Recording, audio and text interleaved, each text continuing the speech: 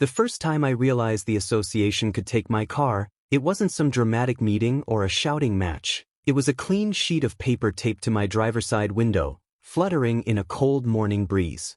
I'd barely stepped off my porch when I saw it, and my stomach did that slow drop like I'd missed a step on the stairs. The words were big enough to read from the walkway, and the threat underneath them felt even bigger. I didn't read it right away. I stood there, listening to the faint hum of sprinklers starting up somewhere down the street, and tried to convince myself it was a mistake. I'd lived in this neighborhood long enough to know the board could be petty, but this felt like a new level. It wasn't a reminder. It wasn't a warning in the friendly sense. It was a countdown. I knew what people think when they hear tow notice in a tidy HOA community. They imagine someone leaving a rusted junker on blocks in the front yard. They imagine trash, neglect, a real eyesore. That wasn't me. My car was older, sure, but it was clean, registered, and it started every time. The paint had sun fade on the roof, and the bumper had a scuff mark from a parking lot months ago. Normal wear. Normal life. But the notice didn't care about normal. Cared about power. I finally forced myself to read the whole thing, and there it was, printed in official-looking language with the association letterhead. Tow authorization pending if the violation wasn't corrected in 24 hours. No explanation that made sense. No attempt to talk to me first. Just a threat with a clock attached. That was the moment I stopped thinking of it as a simple rule dispute and started seeing it as something else. It felt like a test. Like someone wanted to see whether I'd scramble, panic, and comply without asking questions. Like someone wanted to see if I'd fold. And as I stood there with that paper cracking softly in the wind, I made a quiet promise to myself. I wasn't going to be the easiest target on the block. If the board wanted a standoff, they were going to learn I didn't play fair with unfair people. I played smart. I peeled the notice off the window and held it flat against my palm. The adhesive was strong, the message clear. And somewhere in the back of my mind, a calmer voice cut through the panic. If they were willing to do this so fast, they'd already done it to someone else. That meant there would be patterns, sloppy steps, and proof. I walked back into my house and set the notice on my kitchen counter like evidence in a case. I didn't know how the next day would end yet, but I knew one thing. The clock had started, and so had I. By the time I moved into this neighborhood, I'd already heard the stories. Friends called it an HOA nightmare, but I figured they were exaggerating. The houses were kept up, the lawns looked like they were trimmed with scissors, and the sidewalks were spotless. It felt safe, predictable, and quiet in the way people pay extra for. The association itself wasn't new. It had been around long enough to have thick binders of rules and a committee that took those rules very seriously. At closing, I got a welcome packet that looked more like homework than a greeting. Inside was a printed parking policy excerpt, with sections highlighted, plus a summary sheet of common violations and a contact email for questions. The parking page stuck out to me because it was written in that stern, polished tone that always sounds reasonable until it's used against you. I'm the kind of person who actually reads things before signing them. I remember sitting on my couch that first week, late afternoon light slanting through the blinds, flipping through the association documents with a pen in my hand. Most of it was what you'd expect. No loud noise late at night, trash bins out only on certain days, no painting your house a wild color, no leaving things on the lawn. Then there was the vehicle section, and even that seemed straightforward. It focused on street parking and inoperable vehicles, with vague language about nuisance conditions. Vague language is where trouble lives. For the first year, my experience was almost boring. The board sent occasional newsletters, reminders to bring in trash bins, and notices about landscaping. I waved at neighbors, kept my yard neat, and didn't give anyone a reason to care about me. I wasn't looking for a fight. Then the board changed. It happened quietly at first, the way these things often do. A longtime board member moved, and a new person stepped into the open seat. I didn't think much of it until the tone of the communications shifted. The emails got sharper. The reminders sounded less like community upkeep and more like commands. There was a new focus on compliance, a word that showed up so often it started to feel like a threat all on its own. The person who seemed to benefit the most from the shift wasn't even technically on the board. She was a neighbor I'd seen around but never gotten close to, the kind of woman who always seemed to be outside when something was happening. She knew which packages were delivered to which porch. She knew which visitors stayed too long. She had that posture of someone who thought the neighborhood belonged to her, like she was the gatekeeper of what was acceptable. I'll call her Ms. V. Ms. V wasn't loud in the traditional sense. She didn't have to be. She was the type who used polite smiles as weapons and knew how to phrase complaints as concerns. She'd stand at the edge of her driveway, arms folded, watching as if she were supervising a project. When the new board member, the one who took the empty seat, started showing up at community events, Ms. V was always nearby, leaning in, talking, nodding. They looked like a team before anyone ever said the word. I noticed small things first. One neighbor got a warning about leaving a stroller on their porch. Another got a notice about a garden flag. The rules hadn't changed, but the intensity had. And the targets felt curated. The same few houses got the messages. The same few people got reminded. Meanwhile, other neighbors who did the same things seemed invisible.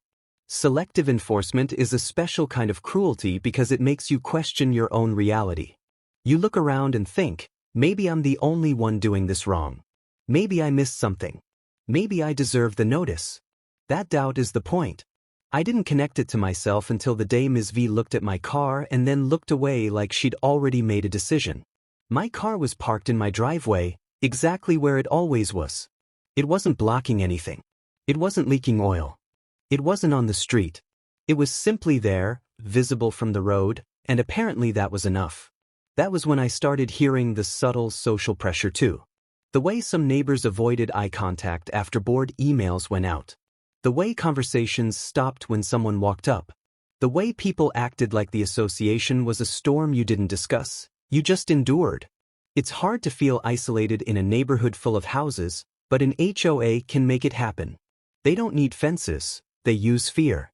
And by the time that tow notice landed on my window, I understood the strategy. They weren't just targeting my car. They were testing whether I'd be isolated enough to surrender. I took the welcome packet out of my filing cabinet and opened it again, this time not as a homeowner settling in, but as someone preparing for a fight. The first thing I did was slow myself down. Panic makes you sloppy, and sloppiness is what people like Ms. V count on. I laid the documents on my table, put the tow notice next to them, and started treating my own life like a case file. The late morning sun had shifted, and the quiet tick of my kitchen clock suddenly felt louder than it should. I looked at the tow notice carefully. It had the association logo at the top, the property address line, and a checklist of violations, one of which was circled in pen, vehicle nuisance. Below that was a short paragraph stating that if the issue wasn't corrected within 24 hours, the association could authorize towing at the owner's expense. It didn't list who had observed the violation. It didn't include a photo. It didn't cite a specific section of the rules. It was just a hammer looking for a nail. I flipped to the vehicle section in the governing documents and read it twice. The words were slippery. Inoperable was mentioned, but not defined beyond general condition. Nuisance was mentioned, but not defined at all. The street parking rules were clearer, but again, I wasn't on the street. That's when a memory clicked. Weeks earlier, I'd seen Ms. V hovering near my driveway while I carried groceries in. She hadn't said anything then, but she'd looked at the car the way someone looks at a weed they plan to pull. I started with what I could control, evidence. I went outside and took photos of my car from every angle. I made sure the license plate was visible in at least one shot, and I included a wide view showing the car fully in my driveway. I took close-ups of the tires to show they were inflated, the windshield to show the registration sticker, and the hood to show there was no damage suggesting it didn't run. Then I took a short video of the car starting, the engine turning over cleanly, the dashboard lights behaving normally. No theatrics, just proof. I did it calmly, but I could feel the pressure building because time was a predator. The notice didn't care about my schedule. It didn't care about whether I had work or errands. It wanted me to scramble. I brought everything back inside and emailed the association contact address listed in the welcome packet. I kept the message short and boring on purpose. I noted that I'd received a tow notice, that the vehicle was registered and operational, and that it was parked in my driveway. I asked them to identify the rule section I was allegedly violating and to confirm who had authorized the tow threat. I attached 2 photos, not all of them. I didn't want to show my whole hand yet. I just wanted to create a record. Then I did something Ms. V probably didn't expect. I asked for clarity, not mercy. Within an hour, I got a response that raised every hair on my arms. It was brief, colder than necessary, and it didn't answer my question. It said the association had received reports of a nuisance vehicle and that I needed to correct the condition within the stated timeframe. No cited rule. No details. Just the same hammer swing. That was my confirmation. This wasn't about compliance, it was about control. I printed the email and stapled it to the tow notice. Evidence prop number 2, now paired with the first. A paper trail was forming, and it was already showing something important. They weren't being precise. They weren't being careful. They were relying on intimidation. I stepped outside again and walked the street slowly, not in a dramatic way, but in the way someone does when they're taking in details they used to ignore. I noticed 3 other vehicles that were older than mine. One had a dented fender. Another had faded paint. A third sat under a cover that looked like it had been there for weeks. None of them had bright white notices on their windows. Selective enforcement. Curated targets. I didn't confront anyone. I didn't knock on doors or accuse people of favoritism. I just took discreet photos from the sidewalk, making sure not to capture anything personal beyond what was visible from public view. I wasn't collecting gossip. I was collecting patterns. Back in my house, I made a simple list on paper: what the rule said, what my situation was, what the notice claimed, and what the board refused to clarify. Then I wrote the one number that mattered in big letters at the top: 24 hours. If they were willing to threaten towing within 24 hours without citing a rule, what else were they willing to do when the clock ran out? That question changed my whole approach. This wasn't only about the car. It was about the way the board, with Ms. V hovering like a shadow, could reshape reality with a single piece of paper. If I let them do it once, they'd do it again. And next time, it wouldn't be something as easy to photograph as a driveway. I decided I needed more than proof. I needed leverage that didn't look like leverage.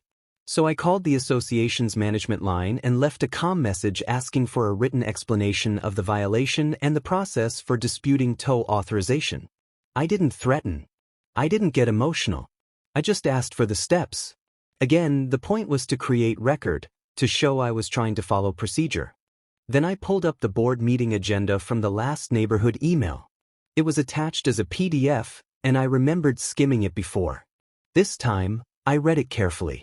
There was a section labeled Compliance and Community Standards, and beneath it a bullet point that mentioned vehicle enforcement. It wasn't detailed, but it told me something vital. This wasn't a random notice. It was part of a push. A campaign. Evidence prop number 3, the board agenda excerpt, saved and printed. I could feel the neighborhood shifting around me even without anyone saying a word. It's a weird thing to sense, like the air before a thunderstorm. The lawns were still neat, the houses still quiet, but now I noticed curtains moving just a fraction when I stepped outside. Not everyone, but enough to remind me that people were watching. And if people were watching, Ms. V was counting on me to look guilty. I wasn't going to give her that. I cleaned my car that afternoon, not because it needed it, but because it was a visual statement. I wiped the windows until they shined, ran a cloth along the dashboard, and cleared out the random receipts and water bottles. I wanted the car to look undeniably cared for. I even parked it slightly differently in the driveway so it sat perfectly straight, like it belonged in a brochure. Petty? Maybe. Effective? Absolutely. Then I did the hardest part. I resisted the urge to rage text neighbors or post complaints or make a scene. I knew the board's power came from how people reacted. If I looked frantic, I'd be easier to paint as the problem. If I looked steady, the board's aggression would stand out. Still, I needed allies. Not new characters swooping in, not dramatic saviors, just the quiet reality that neighborhoods run on relationships. So I did something subtle. I took a short walk, waved at a couple of familiar faces, and kept my tone light. I asked how their week was going. I mentioned I'd gotten a confusing notice and was trying to understand the rule. I didn't accuse. I didn't name Ms. V. I watched their reactions instead. One neighbor's eyes flicked toward Ms. V's house immediately, like a reflex. Another neighbor gave a small shrug that said they didn't want to get involved. A third looked uncomfortable, then softened, as if they'd seen something similar happen before. That was the crack I needed. Not a confession, not a promise, just a human reaction that told me I wasn't imagining it. By early evening, my kitchen table looked like a small investigation board without the dramatic string lines. Tow notice. Email printout. Parking policy excerpt.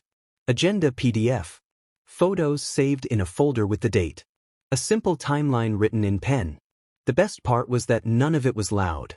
None of it was illegal or sneaky. It was just thorough. It was just me refusing to be steamrolled. But the clock kept moving. As the sun dropped, I stepped outside one more time and stared at my driveway like it might change while I watched.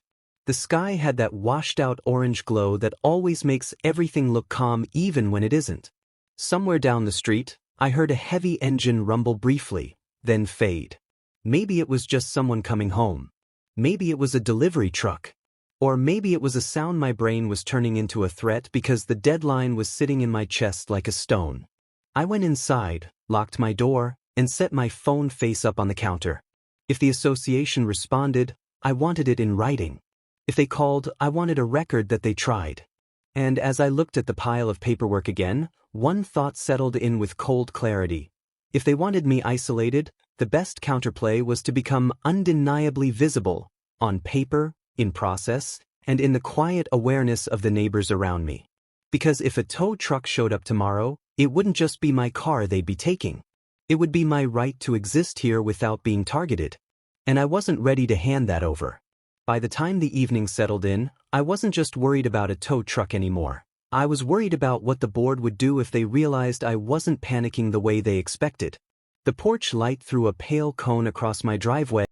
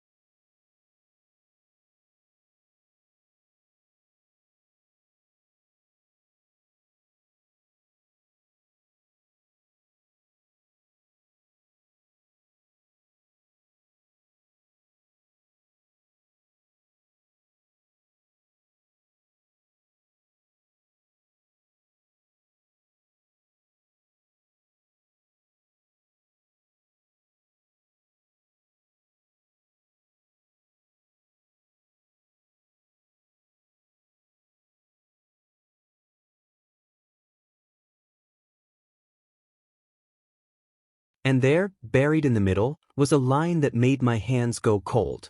Towing required board authorization and documentation of the violation. Documentation.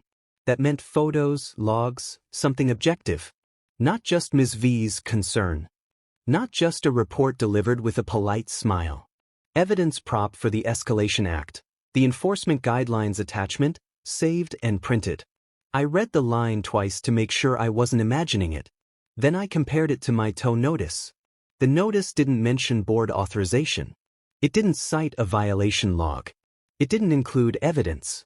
It just threatened. If the board had followed its own process, I should have been able to see a documented basis. If they hadn't, then their threat wasn't just petty, it was reckless. That's when I felt the theme that had been forming snap into place. Abuse of power isn't always loud. Sometimes it's a clean letterhead and a short deadline. I didn't celebrate. I didn't relax. I used it. I replied to the management email and asked, politely, whether the tow notice had been issued with the required board authorization and documented evidence per the enforcement guidelines. I didn't accuse them of breaking rules. I simply asked for confirmation. That question forced a choice. Either they'd admit they hadn't followed their own procedure, or they'd have to produce documentation that would likely be weak, biased, or incomplete. While I waited, I did one more social check, carefully. I walked past Ms. V's house at a normal pace, eyes forward, like I was just out for air. Her yard was immaculate, and the little decorative stones along her walkway looked freshly arranged. I didn't see her at first. Then I heard the sharp click of a door latch, and she appeared on her porch as if she'd been waiting. The sunlight flashed off her sunglasses and she stood there, still and watchful. She didn't call out. She didn't have to. The message was in the posture. I see you. I kept walking without reacting. My calm was a choice, and I could feel how much it bothered her that I didn't perform panic for her. When I got back home, I noticed a flyer tucked under my doormat. It wasn't addressed. It didn't have my name. It was a generic community reminder about keeping the neighborhood looking its best, with a bullet point about vehicles. It was printed on plain paper, and it looked like it had been run off a home printer. It was subtle, but it was also a tell. Someone was trying to shape the story beyond official channels. Someone wanted neighbors primed to see my car as a problem, even if they'd never cared before. I picked it up, smoothed it flat, and added it to my file. Not because it had authority, but because it showed intent. I could see the tactic now in full: official pressure from the association, social pressure from Ms. V, and community messaging designed to make me feel alone. It was classic Karen neighbor drama, the kind that thrives on quiet shame and whispered judgment. And I wasn't going to let shame make my decisions. The board's response arrived later that afternoon, and it was the kind of email that tries to sound firm while sidestepping the question. The air inside my house felt stale from being shut up all day, and I cracked a window as I read. They claimed the notice was valid, that the vehicle had been reported as a nuisance, and that compliance was required. They still didn't confirm board authorization. They still didn't provide documentation. But they made a mistake. They referred to the report as if it were a formal record, then included a vague line that the association had noted repeated concerns. Repeated concerns. That was a phrase that suggested a log. And if there was a log, it would have dates, descriptions, and maybe even names. If they were claiming repeated concerns, then either they had documentation or they were bluffing. Either way, it helped me. I replied calmly and asked for a copy of the violation documentation referenced, including any inspection notes, photos, or logs, as required by the enforcement guidelines for towing authorization. I also asked for the name of the board member who approved the tow notice issuance. I didn't demand. I requested. I was doing two things at once. One, I was forcing them into writing.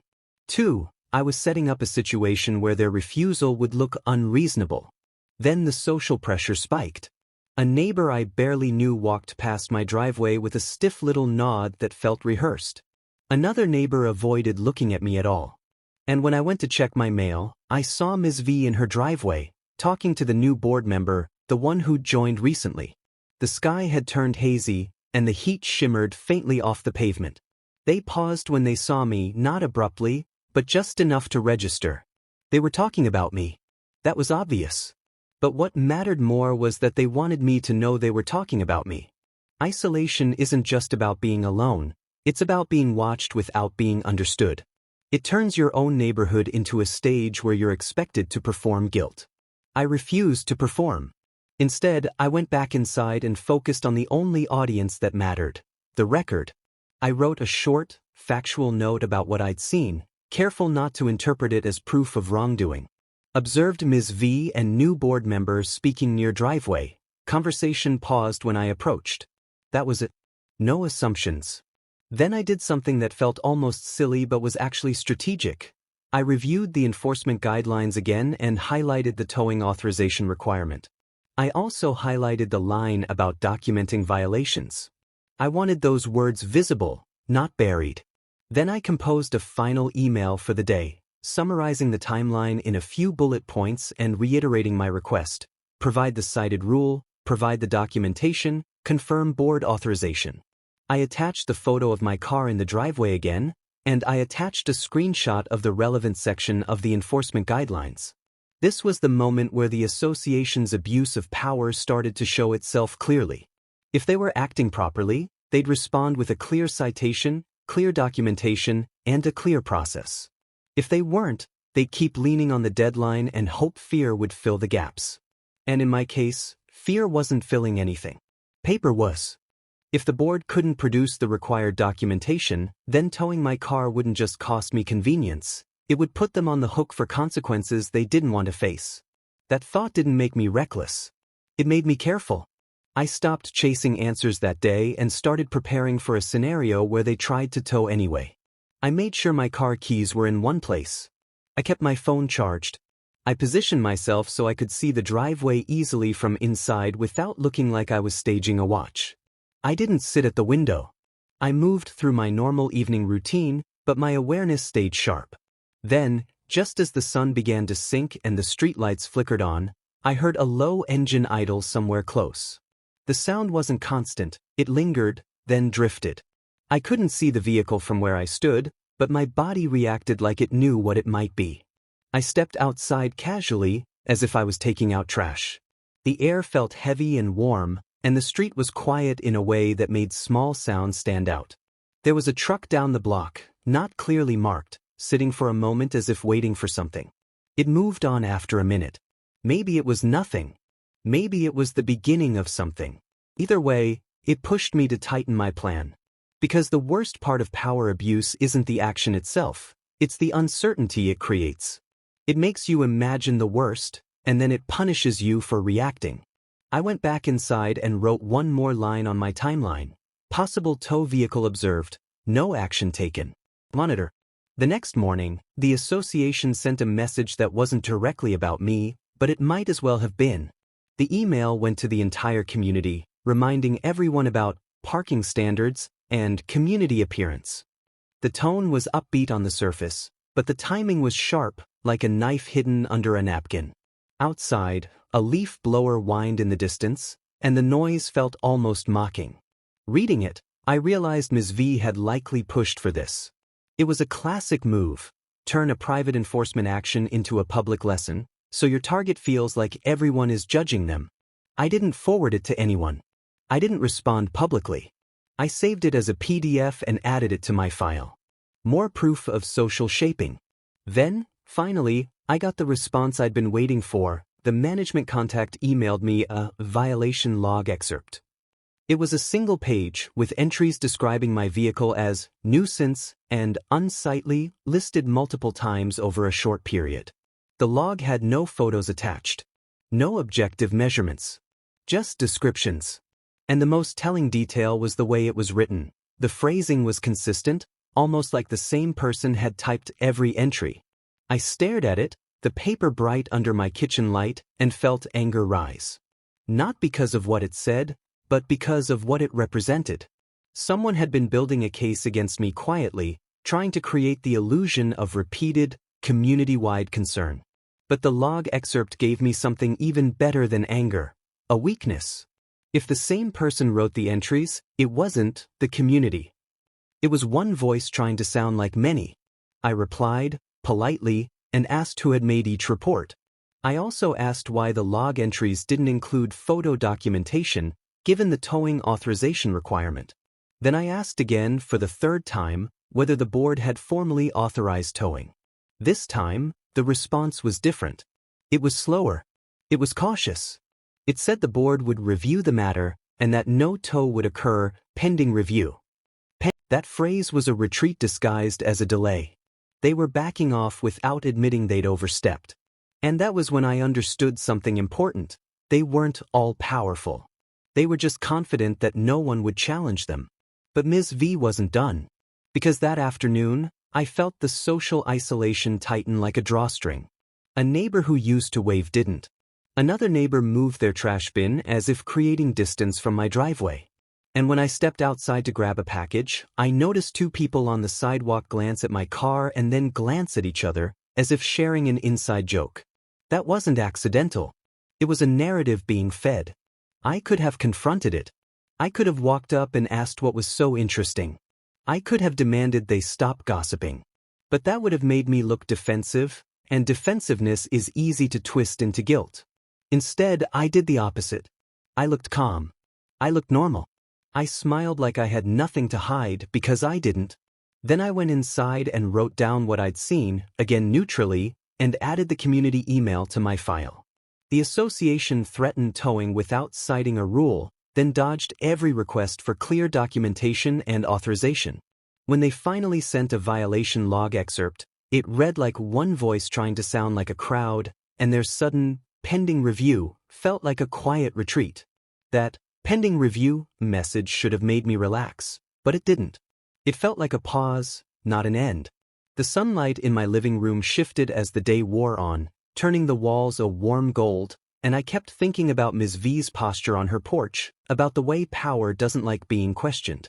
If towing was off the table, for now, they had to find another way to punish me for resisting. That's how these situations evolve. When one weapon fails, the person who wanted control doesn't suddenly become reasonable. They just pick a different tool. So I started the retaliation phase quietly, not with a dramatic showdown, but with structure. First, I organized my evidence into a single binder: tow notice, board emails, enforcement guidelines, community-wide parking email, violation log excerpt, and my photo documentation. I labeled each section with a sticky tab, and I wrote a one-page summary at the front with the timeline, so anyone could understand the pattern in 5 minutes.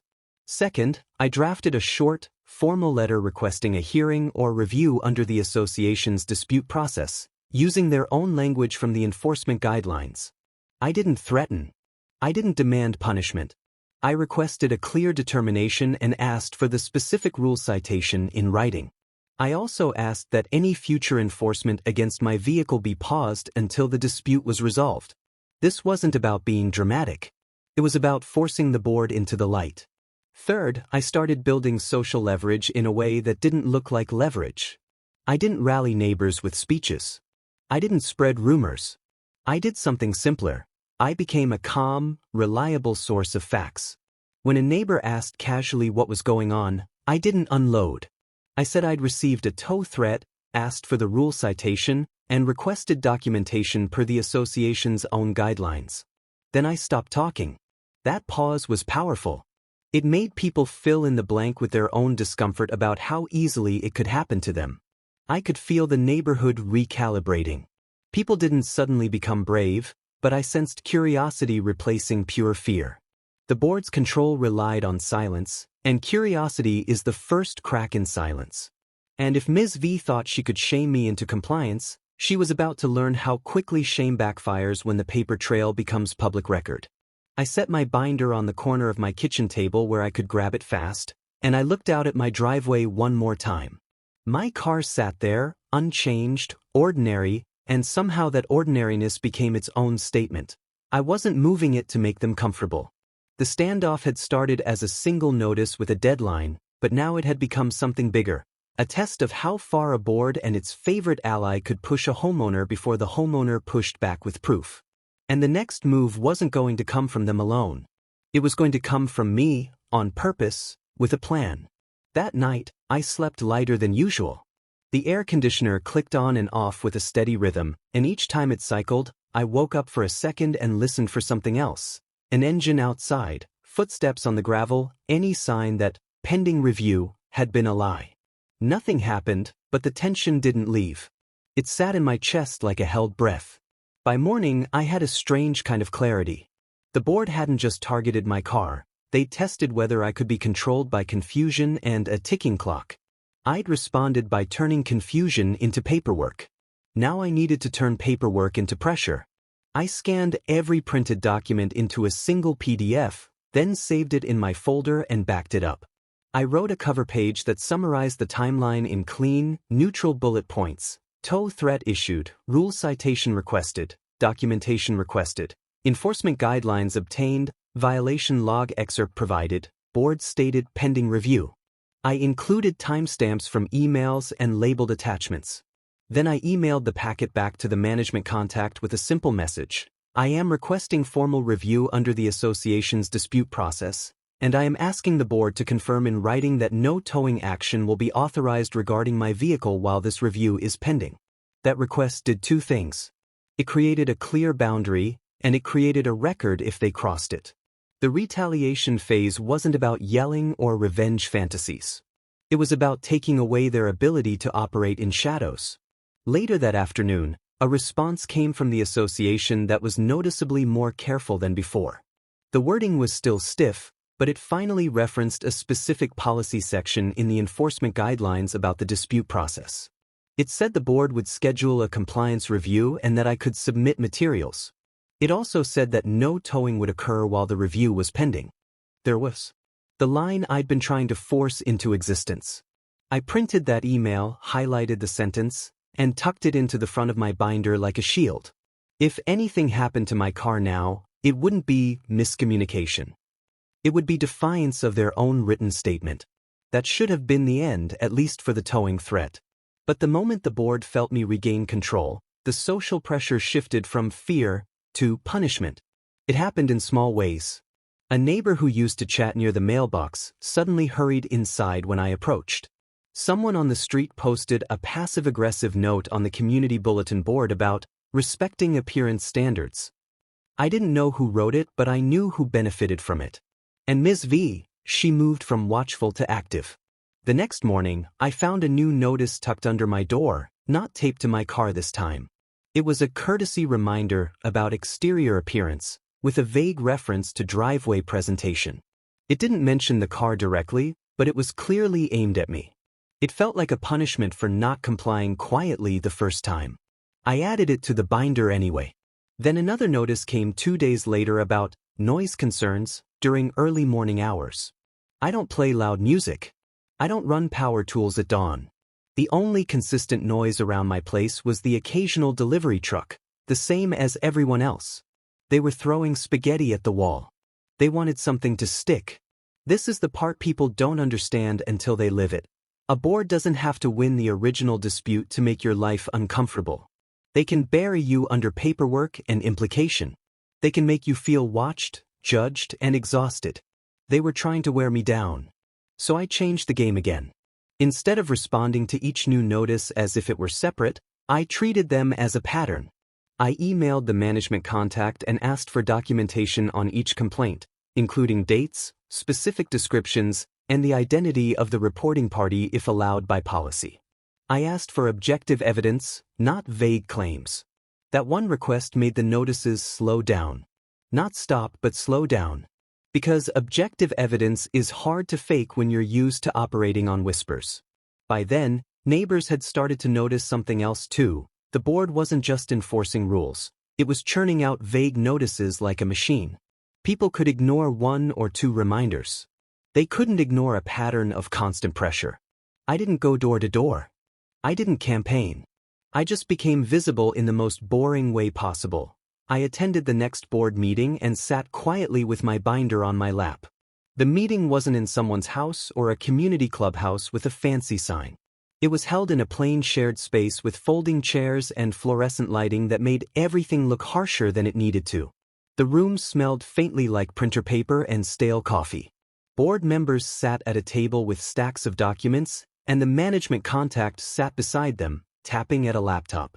Ms. V wasn't on the board, but she was there, positioned where she could be seen. When the agenda reached compliance review, the new board member glanced at me like they'd been waiting for this part. I didn't speak until it was my turn. When it was, I kept it simple. I summarized the timeline and handed over copies of my documentation packet. No dramatic speech. No emotional pleas. Just facts. I didn't accuse Ms. V of targeting me. I didn't say the board was corrupt. I asked a single, precise question. Under what objective standard did the association classify my registered, operational vehicle in my driveway as a nuisance? The board members shifted in their chairs. One of them, the treasurer, glanced down at the enforcement guidelines like they were suddenly seeing it for the first time.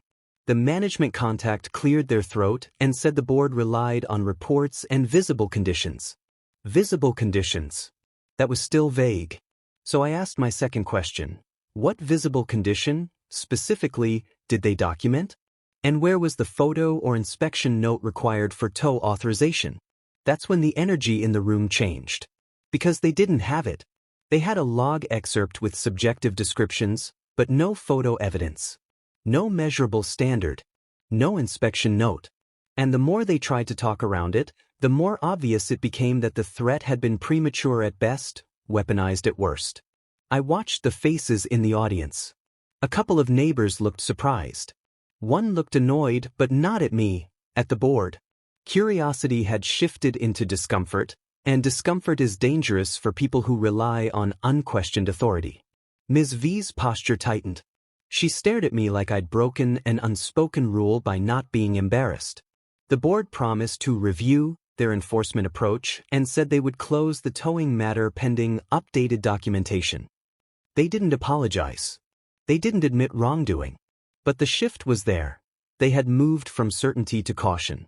That wasn't victory yet. It was leverage. After the meeting, as people filtered out, I kept my demeanor calm and normal. I didn't celebrate. I didn't smirk. I packed up my binder, nodded politely, and left.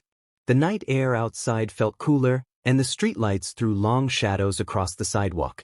Then the retaliation turned uglier, but in a predictable way, social shame. The next day, someone posted on the community bulletin board that homeowners should support the board's efforts to maintain standards and not interfere with compliance. It was vague enough to avoid naming anyone, but pointed enough to make the target clear. It was a public attempt to paint me as the troublemaker. That was the moment my plan snapped into its final shape. If they wanted to shame me quietly, I would correct the narrative without attacking anyone, by using the association's own process. I drafted a request to place an item on the next board agenda: clarification of vehicle nuisance enforcement standards and documentation requirements. I attached the section of the enforcement guidelines that required documentation, and I asked that the board publish objective criteria for nuisance classification to prevent selective enforcement. It wasn't a personal complaint. It was a governance issue. And governance issues are harder to dismiss as drama. The next meeting arrived faster than I expected. The sky was cloudy that evening, and the room felt tighter, more crowded. Word had spread, not in a gossip way, but in that quiet neighborhood way where people show up when they sense something matters. My agenda item was listed. Seeing it typed out in the official order of business felt satisfying in a way I can't fully describe. It meant the board couldn't pretend this was just me being difficult. It meant the subject was now part of the record. When the discussion began, the board tried to keep it general. They talked about community standards and protecting property values. Those phrases always sound noble, but they're also the favorite cover for petty control. I listened, waited, and then pointed back to the exact requirement in their own enforcement guidelines: documentation for towing authorization and objective justification for nuisance designation. I didn't say the word selective directly. I didn't have to. I simply asked how the board ensured consistency across homeowners. Consistency is a polite word that makes people confront bias without you having to accuse them. The treasurer spoke up, unexpectedly, and said they'd noticed an increase in complaints being routed through one source. The room went quieter. I saw a couple of heads turn slightly toward Ms. V. That one comment did what no dramatic confrontation could do. It made the pattern visible to the community without me naming names. Then I presented the single most effective piece of revenge I had, and it wasn't illegal, it wasn't sneaky, and it wasn't cruel. It was administrative. I submitted a written request that the board adopt a simple change. Any vehicle nuisance notice must include a rule citation and a dated photo of the alleged condition, and any tow threat must include proof of board authorization. I framed it as protecting homeowners and protecting the board from liability, without giving advice or threats, just practical structure. The management contact looked uncomfortable. The new board member looked irritated. And Ms. V looked like someone had pulled the floor out from under her. Because if that policy change passed, she couldn't weaponize vague concerns anymore. She couldn't build a fake chorus through repeated reports. She'd have to produce objective evidence, and objective evidence doesn't bend to her preferences. The board tried to table the item. They said it needed review. They said it was too detailed. They said it might limit flexibility. Flexibility. Another word for discretion. Discretion. Another word for targeting. This is where the standoff became a satisfying revenge story, not because I crushed them with a dramatic moment, but because I forced them to choose between transparency and appearing unreasonable in front of an audience. Neighbors asked questions. Calm questions. Practical questions. Why hadn't notices included citations before? Why did documentation matter? Why was towing threatened so quickly? The board members shifted, glanced at each other, tried to answer without admitting too much. And then the treasurer did something that changed everything. They suggested the board vote to adopt interim standards immediately, pending full policy review. Not the full package, but enough. Rule citation required on future notices and documentation required for tow threats. The new board member hesitated. Ms. V's face tightened again, and I could see she was trying to project confidence, but her control had slipped. In that moment, her influence was no longer private. It was visible. The board voted. The interim standards passed. No cheers. No applause. Just a quiet shift of power, recorded in meeting minutes and witnessed by the community. After the meeting, Ms. V stood near the exit like she wanted to block the air itself. She didn't say anything to me directly, but her presence felt like a warning. I didn't engage. I walked past her with my binder in hand and the steady calm I'd built from day one. Outside, the rain started lightly, tapping against the pavement in thin, quick rhythms. I took a deep breath and felt the tension ease for the first time in weeks. The board had tried to isolate me. Instead, the process had made them visible. And the tow threat, the original weapon, had been neutralized not by panic or pleading, but by forcing the association to follow its own rules in front of everyone. In the days that followed, life didn't snap back to perfect. That's not how these things end. The neighborhood still had its quiet tensions, and the board still had its instincts. But the tone changed. Notices started including actual rule citations. Vague threats became rarer. The courtesy reminders didn't vanish, but they got more careful, more grounded. My car stayed in my driveway the whole time. I didn't move it to prove anything. I left it because it was mine, because I lived there, and because the principle mattered more than the paint on my roof. Ms. V didn't suddenly become friendly. She didn't apologize. But she stopped hovering near my driveway. She stopped using the bulletin board like a stage. Her power had depended on the assumption that no one would challenge her quietly. Once that assumption broke, her influence shrank. I also learned something sobering. Standing up to an association takes energy even when you do it the right way. It takes patience to keep your tone calm when your stomach is tight. It takes discipline to document instead of reacting. It takes restraint not to become the villain in someone else's story. But it also taught me a kind of boundary I didn't have before. I didn't have to accept vague intimidation as the price of living in a neat neighborhood. I could insist on process, consistency, and documentation.